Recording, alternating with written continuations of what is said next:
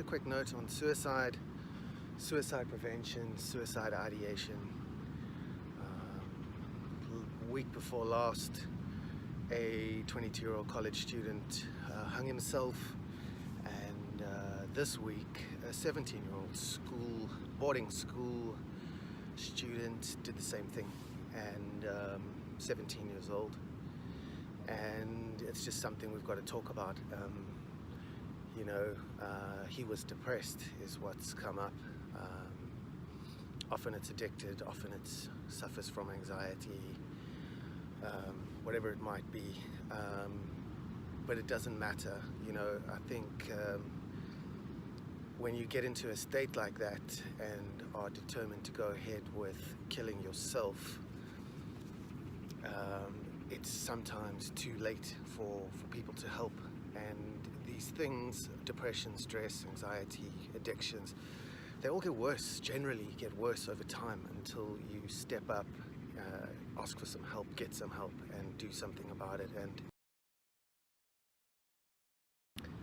often I say we get drunk on our thinking, we don't get drunk on our drinking. And it's not the body that needs to die, it's the thinking. And the thinking is something that you can change.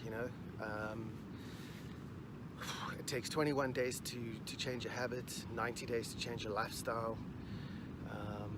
Your thinking is something that can become very, very chemical. It gets into your emotions, it gets into your body, it gets into, obsessive patterns, flights of ideas, and whatever happens with it, when you get into that state, you automatically go into survival mode, which is back of the brain. You are fighting, flighting, freezing. You are running. You are not thinking clearly. You cannot be creative without using the front of your brain, the prefrontal cortex and lobes and blah blah blah. So it's when you're in that brain, you can't trust your own thinking, and you've got to get out of it, and you need a system to do that. And there are many systems out there. People can go on courses, they can go to centers, rehab centers. Anything is better than suicide, and there's plenty of help out there. There's great people, and the good thing about life is you can change your thinking, and moreover you can change your personality. You can change who you are, your persona. You can reinvent yourself. You can start from scratch, and that's the beauty of creativity. And things like motivation, inspiration, and so on are all way in the front. So if you do get stuck at the back of the head, you need help, and there is a lot of help out there, so you can get it. Suicide is preventable, depression is curable.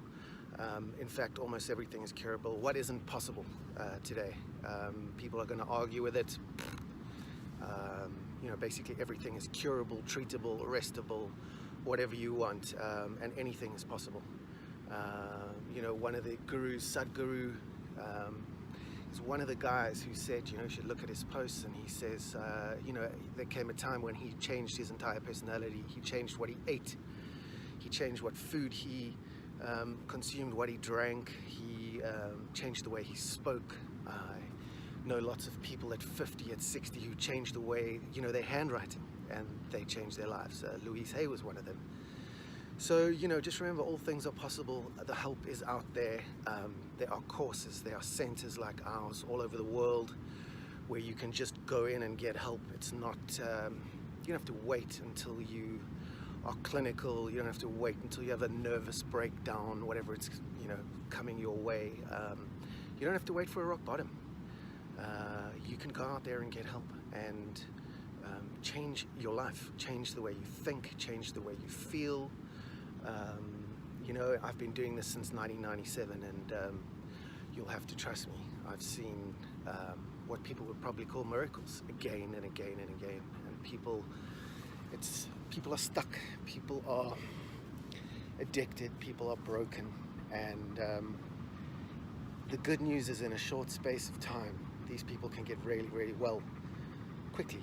In a short space of time, almost everything can change. And often I'll hear families and so on, when people have done the work on themselves, say, my gosh, my son, my wife, my daughter, whatever, is unrecognizable. You know, you change your physiology, your psychology, you change your emotions, you change your spiritual look on things, outlook, and look, I suppose, if we're speaking about spirituality. And you make the changes happen.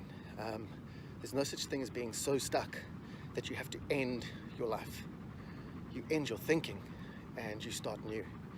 And I think a lot of people don't realize that there is a corner to turn, you know, after every dark night of the soul, which is probably a necessary thing to get you to actually go on a course like this and become more authentic. Life's journey brings the abyss to a load of people, and when you turn a corner, when you realize there is a corner to turn, it's almost as if you get into a flow and life starts helping you. So just know that the corners are there, and there's a lot that you can do about it. Don't stay stuck, don't stay depressed, don't be one of these people who come to me and tell me they've been depressed for 20 years. Don't do it. Don't sit on forums and talk about how depressed you are and how stuck you are, and you know how much we hate the world, we hate our parents, we hate other people. It's just a projection. Everything is a projection, and when you change your thinking, everything on the outside changes as well. And that's the burning bush for a lot of people. There are miracles out there, and they happen every day, and it's more, you can call it enlightenment, you can call it waking up, you can call it being born again, dying to self, you can call it whatever you like, spiritual, whatever. It doesn't matter. It just, to me, means turning a corner, waking up and enjoying, being grateful for everything that's around you. And if you can't see anything around you that's not great, you need to move, you need to change, you need to end your thinking, you need to end where you live, you need to change, you need to do whatever it takes to get out of there and make things happen for yourself. We are creative beings, and we can create whatever we like. Getting stuck in a rut is okay. It's you don't have to stay there. So suicide, not a good option. It's an angry option. It's a very limited thinking option, and you know, it comes for people whether you got money, whether you got no money, where just it's indiscriminate, much like addiction and so on. And there is a way out, and it's to change. You know, often we say, what has to change? Everything. So it's a suicide of the ego. It's a suicide of that little small self, not the whole self, not the body. You know, the body is where we carry shame, and there's always layers. We're a bit like onions. There's layers and layers that we can go through and chop and change and discover and renew, and anything besides suicide is an option. So go out there, remember to subscribe, get stuck into a system, program, a course, whatever, and you know, never give up, just start again.